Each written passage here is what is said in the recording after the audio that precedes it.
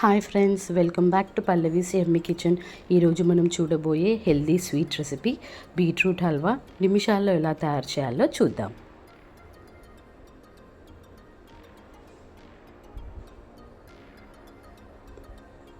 ముందుగా స్టవ్ వెలిగించుకొని బాండి పెట్టుకుందాం.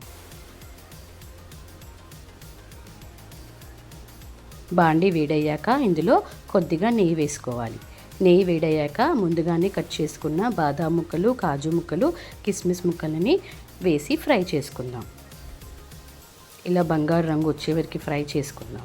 ఇప్పుడు వీటిని ఒక బౌల్లోకి తీసేసుకోవాలి. ఇప్పుడు ఇందులో ముందుగానే గ్రేట్ చేసి పెట్టుకున్న బీట్రూట్ని యాడ్ చేసుకుందాం. బీట్రూట్ని కొద్దిసేపు ఫ్రై చేసుకోవాలి. కొద్దిసేపు మూత పెట్టుకొని మగ్గనిద్దాం. చూసారు కదా, ఇలా మగ్గిపోయింది. ఇప్పుడు ఇందులో చక్కెర యాడ్ చేసుకుందాం.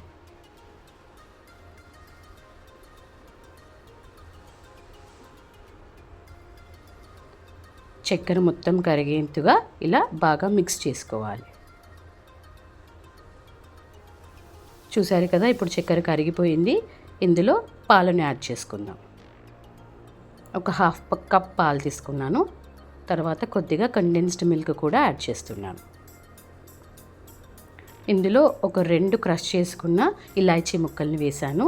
తర్వాత ముందుగానే నీటిలో ఫ్రై చేసుకున్న డ్రై ఫ్రూట్ ముక్కల్ని వేసి దగ్గర పడేట్టుగా ఇలా బాగా కలుపుకోవాలి.